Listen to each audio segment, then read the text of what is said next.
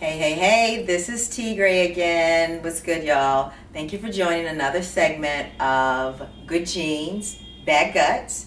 As you can see, today I have my little road dog here, Parker. This is my little boy. This is my baby. This is one of the only living beings that was allowed to see me when I was sick. Before I go too far, I just want to let you know today we'll be deep diving into my advanced symptoms.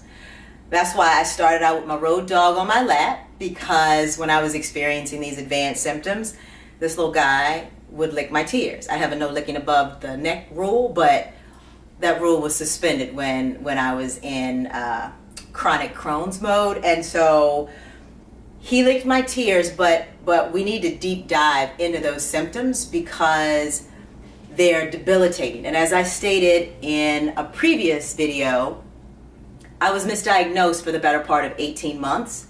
So symptoms are critical.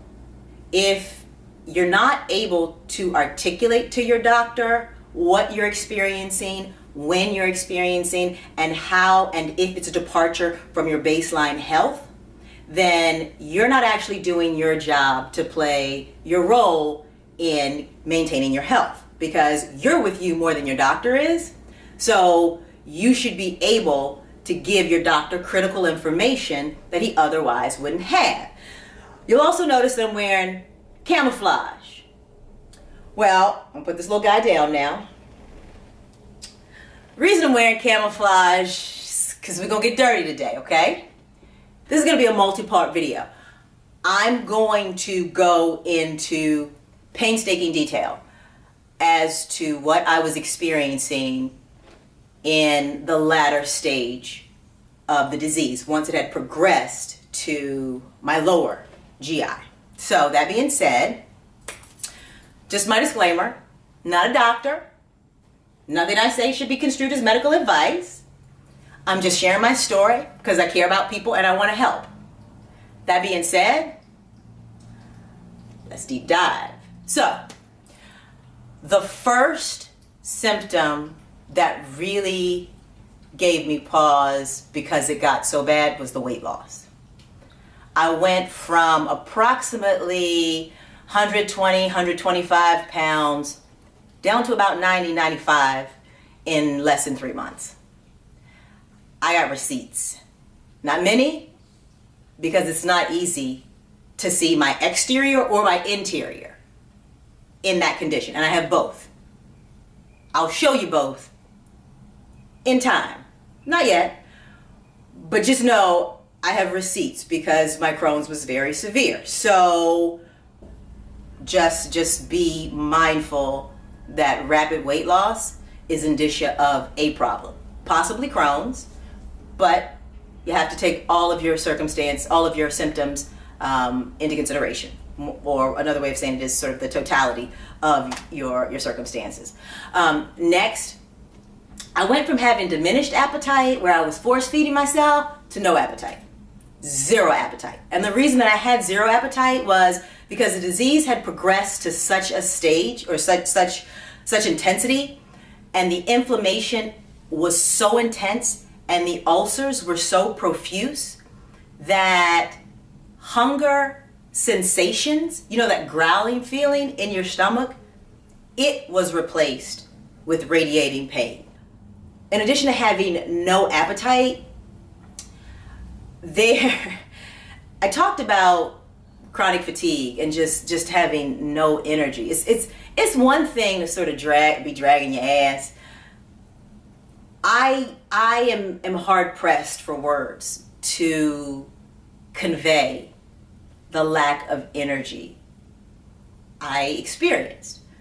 And this is a pretty humbling disclosure, but it was nothing for me to go a week or 2 weeks without a shower. Well, you got to remember, at this point, I'm under 100 pounds. I'm not eating, not consistently. I'm not resting. My body's not performing any of its normal functions.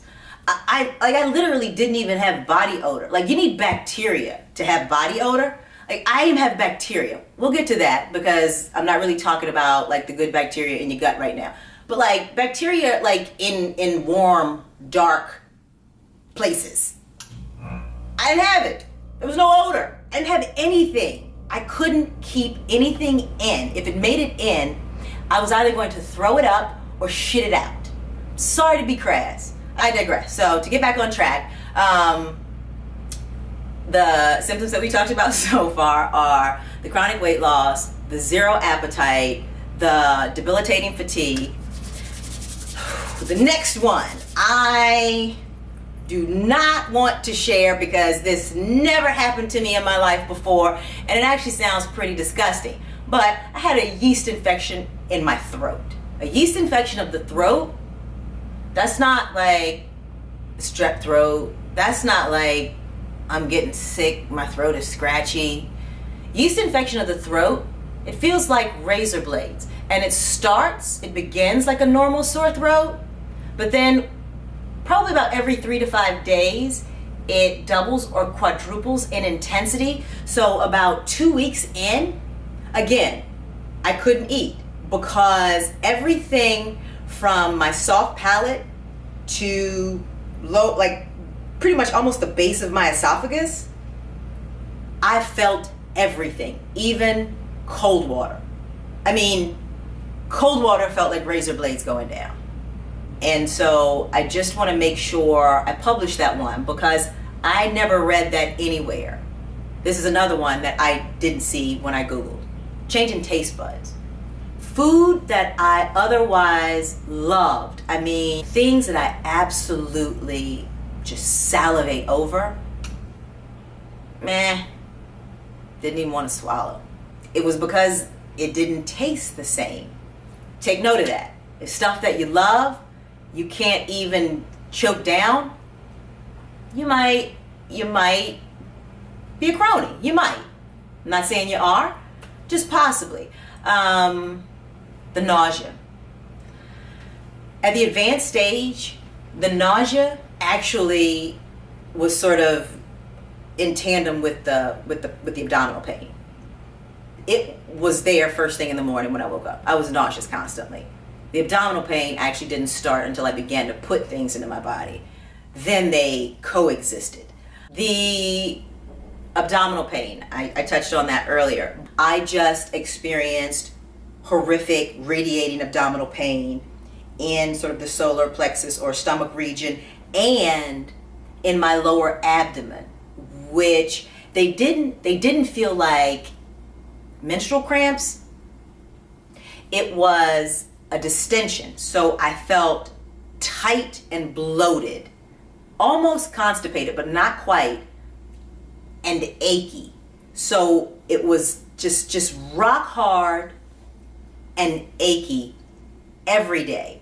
And something else that was attendant, that distension and that aching, was an extraordinary pain in my lower right abdomen, which I later learned was because my ascending colon, which is on the right side, it was so inflamed that I literally could not lift my right leg. And that's why I dragged my right leg as if I had a club foot, because I literally could not raise it because the pressure that bending my hip and my knee put on my lower abdomen, it was just too intense. So it was just easier to just drag my heel. Okay, the last symptom we're gonna broach today, massive bowel movements.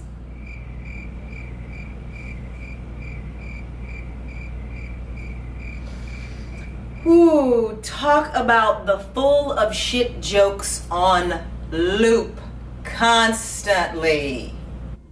I was 95 pounds. I was rail thin. Like my profile, like it was like a sheet of paper borderline. I cannot impress upon you how awe-inspiring the sheer volume of poop was, y'all. Like it literally was always above the waterline. And where did it come from? Because I couldn't even eat that much. I just say that to say, if you are emptying your system of that much waste, it means that the body is not digesting or absorbing it. And I know you've heard the phrase, you are what you eat. Dead that. You are what you can digest and absorb. I was doing neither, so I was disappearing before my very eyes. There are about 5 to 7 other advanced symptoms, but I'm going to cut right here because I don't want to overload you. Because to some people, this might be a lot of information. To some, it might be TMI. To some, it might be very familiar. Regardless of what it is, I want you to talk to me. I want you to provide feedback. Share your thoughts. Any and everything that you have on the topic, I want to hear about it. I also want you to remember, if possible, to subscribe to IG. Follow me on IG. And last but not least, hold on. Keep pushing. I know you got this. We'll talk.